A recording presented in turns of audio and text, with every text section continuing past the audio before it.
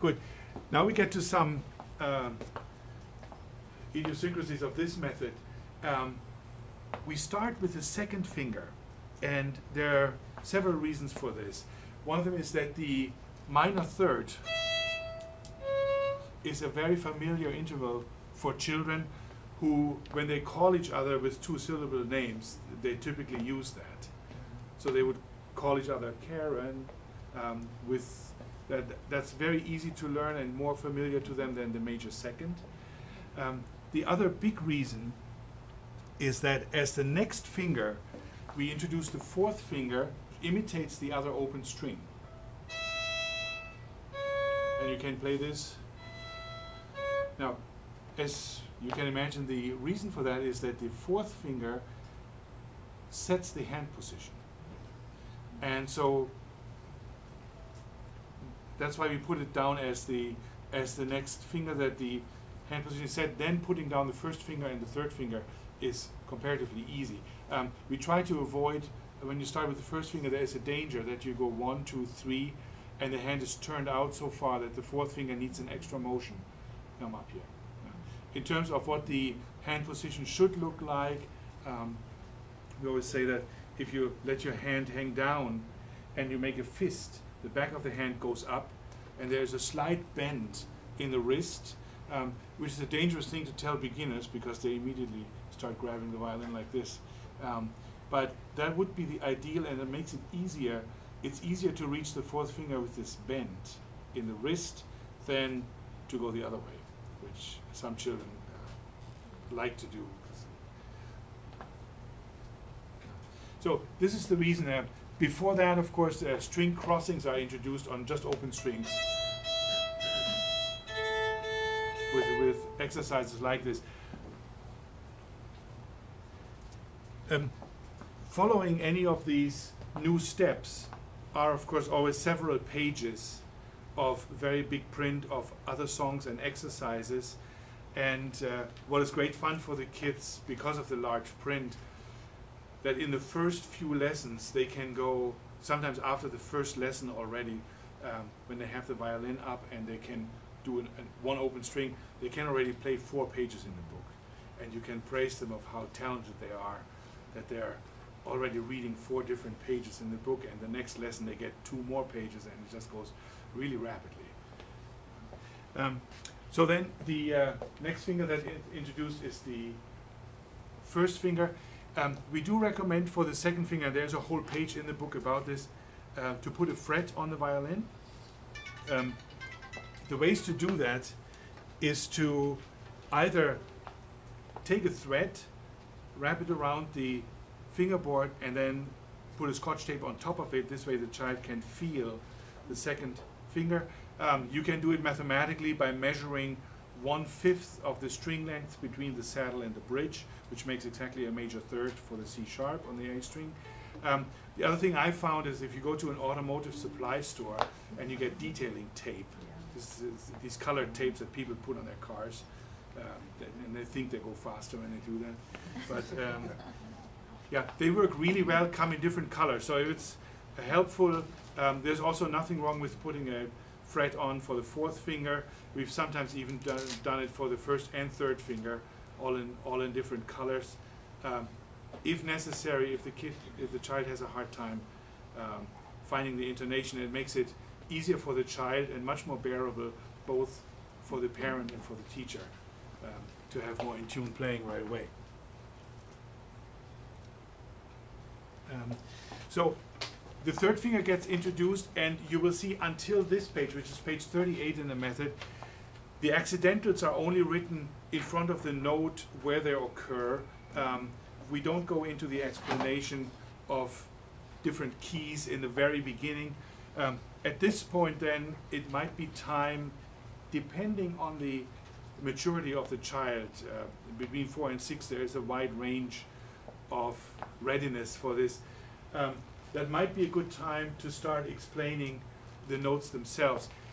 In the first volume, and this is a new feature of both the German and the English edition, in the back of the first volume is a card like this.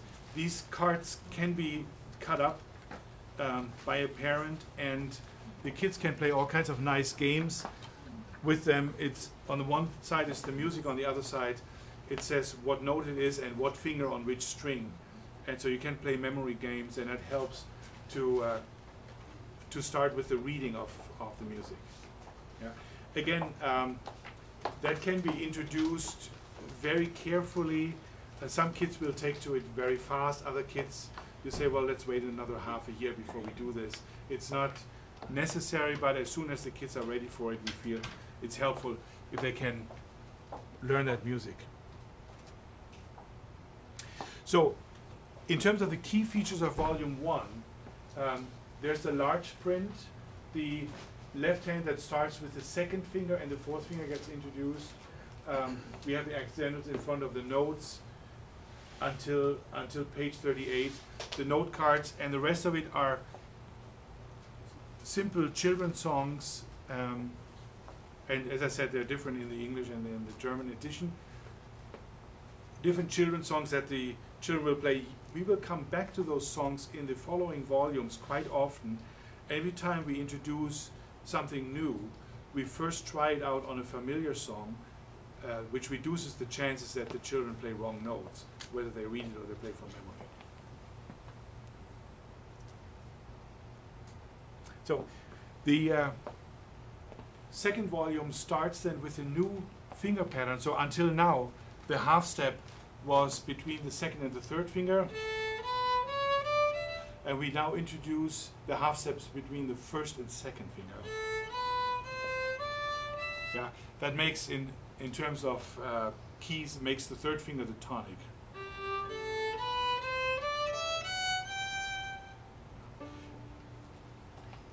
And here comes the idea that the kids have played the song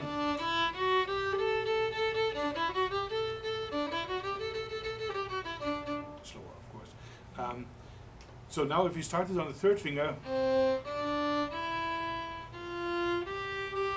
the children will want to play that fourth note low, and it makes the second finger, the low second finger, quite obvious to them. There are several other songs after that that are then familiar children's songs that the kids will play with the same finger pattern.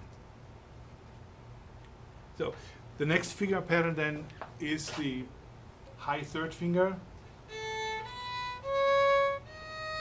yeah, which makes the first finger the tonic.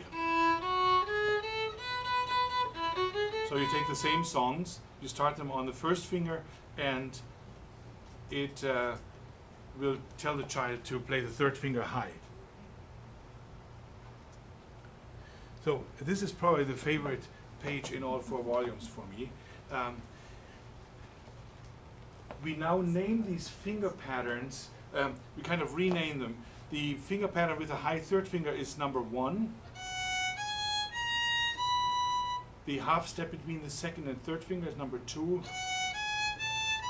And half step between first and second is number 3. Yeah. What that does is the child can now play a major scale in one position over 2 strings.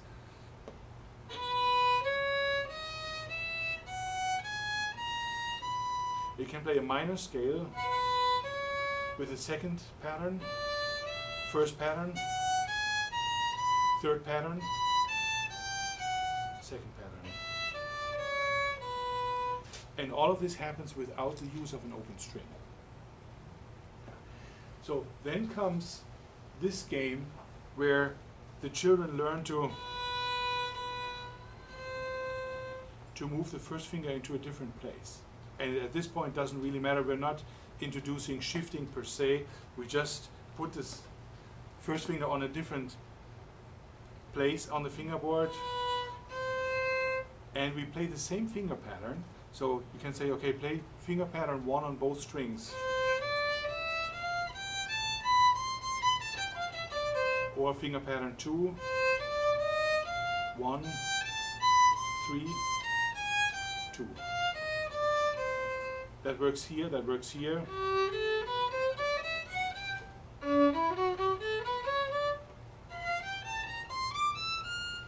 It works all over the fingerboard.